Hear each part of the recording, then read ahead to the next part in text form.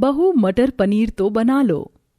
अरे वाह माँ, आज खाने में क्या खुशबू आ रही है। ओए होए होए होए होए, इसे कहते हैं लाजवाब। माँ के हाथों की मटर पनीर बिना खाए पता चल जाता है कितनी स्वादिष्ट होगी। और वैसे भी माँ के हाथों में तो जादू होता है। बस कर, अपनी माँ को कितना मक्खन लगाएगा, और मैं तुझे कब तक यूं ही मटर पनीर के चटकारे दिलाती रहूंगी। अब मेरी बूढ़ी आंखों से दिखाई नहीं देता है, मेरे लिए एक बहू ले आ जो अब मुझे भी मटर पनीर बनाकर खिलाए, समझा तू?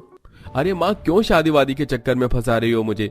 मैंने देखा है कैसे पापा आपसे डरे डरे रहते हैं। अरे ओ उल्लू के पट्टे, तेरी माँ से प्यार करता हूँ, डर वर कुछ नहीं है मुझे। सही बोल रही है तेरी माँ, जल्दी से शादी कर ले, क्योंकि जब तेरी मटर पनीर बनाने की जी हुजूरी छोड़ देगी मेरी सुरेखा, तो मैं उसके साथ ज्यादा वक्त बिता पाऊंगा। दोनों के दोनों बाप बेटे मस्करी करने में सबसे आगे हैं। ये लो, मटर पनीर के साथ चावल पूरी का भी मजा लो। हाँ माँ, वैसे सोच रहा हूँ कर लेता हूँ शादी, फिर अपनी पत्नी के हाथ का मटर पनीर खाऊंगा। हाँ बिल्कुल, तू उसको भी ऐसे ही परेशान करना, बार बार मटर पनीर खाकर। ऐसे ही घर वाले हंसी मजाक करके मटर पनीर का आनंद लेते हैं। वहीं दूसरी तरफ नम्रता अपनी माँ के बनाए मटर पनीर की महक से नाक बंद कर लेती है। ओहो माँ, आपको कितनी बार बोला है ये मटर पनीर मत बनाया करो, मुझे नहीं पसंद। आज मैं खाना नहीं खाऊंगी, मैं बाहर से ही कुछ खा लूंगी। हे भगवान, तेरे तो मटर पनीर शाही पनीर देखते ही दिमाग खराब हो जाता है। अरे तेरी वजह से अब मैं और तेरे पापा अपनी पसंद का खाना भी नहीं बनाए क्या? अपनी बहन से कुछ सीख, कितने मजे से मटर पनीर खाती है। आज तो मैंने पूरी भी बनाई है, ले खा के देख। जी माँ, पागल हो क्या आप? आपको पता तो है मैं ये नहीं खाती, मुझे पनीर बिल्कुल नहीं पसंद, बहुत कच्चा कच्चा लगता है। और आप 2 सब्जी बनाती हैं, आज क्यों नहीं बनाई? माँ सच में दीदी खराब है, कितने ड्रामे करती हैं। बस इन्हें मटर पनीर में ही पनीर नहीं पसंद, वरना बाहर पनीर के मोमोज खाती हैं, पनीर की चाउमीन भी और पनीर पिज्जा भी। हाँ तो जंक फूड खा लेती हूँ, उसमें ऐसा कुछ नहीं लगता, उसको पका देते हैं, पर मुझे सब्जी नहीं पसंद मम्मी इसकी। भाड़ में जा तू, मैंने तेरा ठेका ले रखा है। अब मैं 2 सब्जी नहीं बनाऊंगी, खाना है तो खा वरना मत खा। ये ले, और तेरी शादी की उम्र हो गई है, ये खाना भी सीख ले और बनाना भी। पता चले ससुराल में सब लोगों को मटर पनीर पसंद हो और तूने वहां उन्हें बनाकर ही नहीं खिलाया। हाँ तो अच्छी बात है ना माँ, ना मुझे खाना पसंद ना ही मुझे ये बनाना आता, तो ससुराल में भी मटर पनीर बनाना नहीं पड़ेगा। ये सुनकर माँ बहन अपना सिर पकड़ लेती हैं। फिर वो सब खाना खाने लगते हैं तो नम्रता अपनी मटर पनीर की कटोरी से सारे मटर और पनीर को बाहर कर देती है और बची हुई ग्रेवी से चावल खाती है। हे भगवान, क्या होगा इस लड़की का, मुझे तो समझ ही नहीं आता। अब तो तुझे शादी करके ही अकल आएगी, कर लीजिए कोशिश।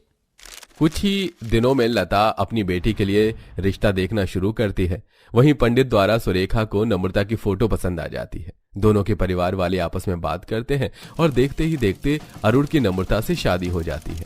शादी की पहली रसोई में सास बहू को कहती है, अच्छा बहू, अपनी पहली रसोई में मटर पनीर, पुलाव, पूरी, कचौड़ी, सलाद, रायता और कुछ मीठा बना लेना।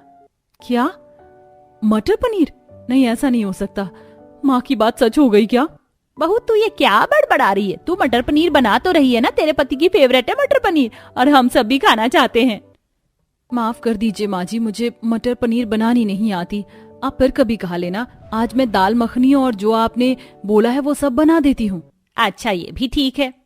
सास के जाने के बाद नम्रता खाना बनाते हुए कहती है, आज तो बाल बाल बच गई, लेकिन कभी ना कभी तो मुझे मटर पनीर बनाना ही पड़ेगा।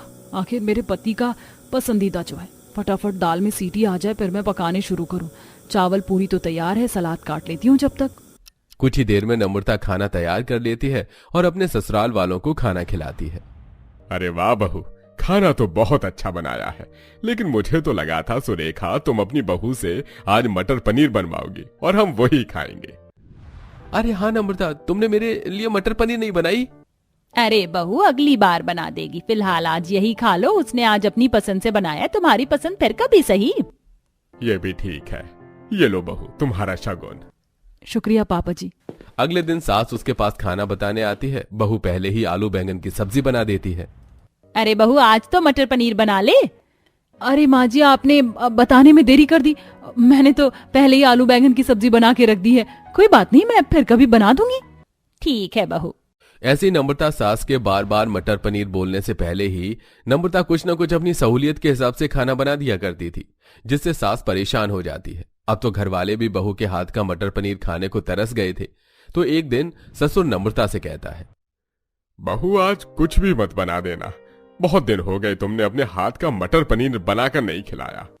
हाँ बहू, आज मटर पनीर बना लो। नम्रता, मुझे बहुत समय हो गया है मटर पनीर खाए हुए। पहले तो मैं माँ के हाथ का ही मटर पनीर खाता था। आज तुम बना ही दो और गरम गरम पूरी जरूर बनाना। बाप रे बाप, आज तो मैं फंस गई। आज मुझे बनाना ही पड़ेगा। लेकिन माँ जी, मुझे तो आता नहीं है। क्या तुम्हें मटर पनीर बनाना नहीं आता? चलो आज माँ की रेसिपी सीख लेना। आजा बहू, मैं तुझे मटर पनीर बनाना सिखा देती हूँ। फिर सुरेखा अपनी बहू को रसोई में मटर पनीर बनाना सिखाती है। मटर पनीर की महक से और कच्चा पनीर सामने डालने से नम्रता का जी झीक जाता है और वो नाक बंद कर लेती है। क्या हुआ बहू, तूने अपनी नाक क्यों बंद कर ली? वो माँ जी, मुझे मटर पनीर के मसाले से छींक आने लगती, इसलिए मैं खाती भी नहीं हूँ और बनाती भी नहीं हूँ। अच्छा ऐसा क्या? फिर भी अपने पति के लिए तू बनाना सीख ले। ऐसे ग्रेवी बनाने के बाद, और मटर तो पहले ही उबाल लिए जाते हैं, उसको कुछ देर पकाना है और फिर ऊपर से गार्निशिंग करनी है। जी माँ जी। 10 मिनट में मटर पनीर पक जाता है। सास मटर पनीर बहू को चम्मच से थोड़ा टेस्ट करवाने वाली होती है कि छींक देती है, जिससे सास की साड़ी खराब हो जाती है। अरे बहू, ये क्या कर दिया? सॉरी माँ जी, मैंने आपको कहा था ना। अच्छा आप जाइए, मैं खाना लेकर आती हूँ अब। ठीक है। उफ, मेरी साड़ी खराब हो गई, मैं पहले साफ करती हूँ। सुरेखा साड़ी साफ करके डाइनिंग टेबल पर चली जाती है और नम्रता सबको खाना परोस देती है। काफी दिनों बाद सब लोग मटर पनीर का मजा लेते हैं। दिन गुजरते हैं, घर पर मेहमान आते हैं। बहू, अब तो तुम्हें मटर पनीर बनाना आ गया है ना? जाओ मटर पनीर बना लो और सबको अपने हाथ का मटर पनीर खिलाओ। हे भगवान, आज तो मैं गई। कैसे बनाऊंगी मटर पनीर? मेरे बस की नहीं है। पनीर काटकर उसमें डालना, फटे हुए दूध से पनीर बनता है और बाहर का न जाने कैसा होता होगा। मुझे तो घिन सी आती है। कोई नहीं, अरुण की मदद ले लूंगी आज। नम्रता अरुण को रसोई में ले जाती है और उसे मटर पनीर बनवाना शुरू करती है और खुद कोने में नाक बंद करके खड़ी हो जाती है। हद है यार, अरे तुम्हारे पूरे ससुराल में यहाँ तक कि पति को मटर पनीर खाना बहुत पसंद है और तुम बिल्कुल नापसंद करती हो। अच्छा मैंने बना दिया है, जा रहा हूं, कहीं मां न देख ले। फिर अरुण चला जाता है और नम्रता सब मेहमान को खाना परोस देती है। ऐसे ही वक्त गुजरता है। घर में कभी भी सास बहू को मटर पनीर बनाने को कह देती है तो बहू अब मना कर देती है, जिससे सास को उसका मनपसंद खाना नहीं मिलता और वो धीरे धीरे बीमार पड़ने लगती है। खिचड़ी दलिया वो सब भी नहीं खाती है। तभी डॉक्टर के आने पर, अरे अचानक से माताजी की तबीयत इतनी खराब कैसे हो गई? उन्हें तो कोई बीमारी भी नहीं थी, फिर बीपी इतना लो कैसे? अरे डॉक्टर साहब, मेरा मटर पनीर खाने का बहुत मन है, ये लोग खाने ही नहीं देते। माँ, ऐसी हालत में आपको वो नहीं खाना चाहिए। अरे आप इन्हें मना मत कीजिए। कभी कभी इंसान को अपनी मनपसंद चीज नहीं मिलती तो भी तबीयत इतनी खराब हो जाती है, और हो सकता है कि वो खाकर ठीक हो जाए। कोशिश करने में क्या है? डॉक्टर, क्या बताऊं, मेरी बीवी ये बना ही नहीं सकती और मुझे वक्त नहीं मिल रहा, वरना मैं माँ के लिए जरूर मटर पनीर बनाता। हे भगवान, कहीं ऐसा तो नहीं है मेरी वजह से माँ जी की यह हालत खराब हो गई। 2 हफ्तों से उन्होंने रोज मुझे मटर पनीर बनाने को कहा, लेकिन मैं हमेशा मना करती रही। मुझे अपनी गलती को सुधारना ही होगा। नम्रता अपने हाथ से खुद घर में दूध पनीर बनाती है, फिर बाहर से मटर पनीर का सारा सामान ले आती है, जिसे घर में सास के लिए मटर पनीर बनाकर सास के सामने चली जाती है। माँ जी देखो तो, मैंने आपके लिए क्या बनाया है। मटर पनीर खाएंगी ना आप? क्या सच में आज तूने मटर पनीर बनाई है बहू? फिर तो मैं जरूर खाऊंगी। बीमार सुरेखा बहू के हाथ से मटर पनीर खाती है, जिससे वो बहुत खुश होती है और 2-4 दिन छोड़कर नम्रता अपनी सास के लिए मटर पनीर बनाती रहती है, जिससे उसकी तबीयत ठीक हो जाती है। घर वाले भी खुश होते हैं। अरे वाह माँ जी, आप तो बहुत जल्दी ठीक हो गई। तो बताइए आज खाने में क्या खाएंगी? हमेशा की तरह वही खाऊंगी बहू, मटर पनीर बना लो। ये सुन घर के सभी लोग हंसने लगते हैं और नम्रता की भी मटर पनीर से दूर भगाने की कोशिश खत्म हो जाती है और वो भी सबके साथ मटर पनीर खाने लगती है। माँ, ये मेरी इस महीने की सैलरी है। माँ, ये लीजिए मेरा कार्ड। अमित की तरह मैं आपको सिर्फ 5,000 रुपए नहीं दूंगा। वैसे भी होली आ रही है, आप आराम से जाकर निकिता के साथ होली की शॉपिंग करना है। माँ, आप जब होली की शॉपिंग करने जाओगी तो पूजा को भी ले जाना। आखिर निकिता की तरह पूजा की भी ससुराल में पहली होली है।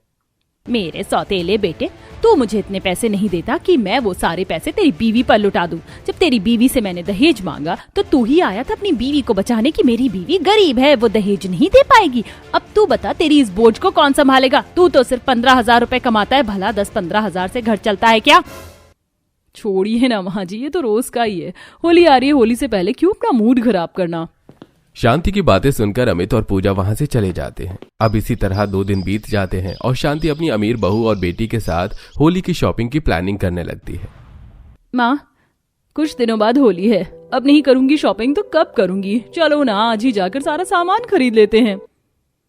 नंद जी, होली की शॉपिंग करनी है, एक दिन में नहीं हो पाएगी। माँ जी, एक काम करते हैं, आज खाने पीने की शॉपिंग कर लेते हैं और बाकी शॉपिंग कल कर लेंगे। आप सब होली की शॉपिंग की बात कर रहे हैं, मेरे पास भी 1000-2000 रखे हैं। मैं भी आप लोगों के साथ शॉपिंग करनी चलूं? कोई जरूरत नहीं है आपको हमारे साथ शॉपिंग करने की जेठानी जी। एक बार आप अपनी हालत देखो, हम नहीं चाहते कि आपकी वजह से हमारी इंसल्ट हो, क्यों माँ जी? इस तरह एक बार फिर सभी लोग पूजा को नीचे दिखाकर वहां से शॉपिंग करने के लिए निकल जाते हैं और मार्केट में सबसे पहले खाने की शॉपिंग करते हैं। भाभी 2 किलो बेसन और 4 पापड़ की पैकेट ले लेते हैं। माँ जी, मैं क्या सोच रही थी, कुछ नमकीन, कोल्ड ड्रिंक और थोड़ा सा मैदा भी ले लेते हैं। मन किया तो छोले भटूरे या नान बना लेंगे। हाँ बहू, क्यों नहीं, हम शॉपिंग करने के लिए मॉल में आए हैं, जो दिल करे वहाँ पसंद करो और ले लो। और हाँ, होली पर गुजिया, मट्ठी, नमक पारे बहुत जरूरी होता है, तो ये जरूर लेना। इस तरह तीनों सास बहू मिलकर मॉल में अपनी पसंद का सारा सामान उठाती हैं और बास्केट भरकर कुछ देर बाद लंबी लाइन में लगकर बिल पे करके घर आती हैं। और घर आते ही, भाभी मैं बहुत थक गई हूँ, कितना सारा सामान रखा है। थक तो बेटा हम भी गए हैं, रुक अभी मैं तेरी उस गरीब सौतेली भाभी से कहती हूँ हमारे लिए चाय बना कर लाए। शांति अब अपनी गरीब बहू को आवाज देकर उससे चाय मंगवाती है और जब पूजा उनके सामने आती है तो खाने का सामान देखकर वो अपने परिवार से कहती है, माँ जी, आप लोग तो फिजूल के पैसे खर्च करके आ गए। चिप्स और पापड़ लाने की क्या जरूरत है, ये तो हम घर में भी बना सकते थे।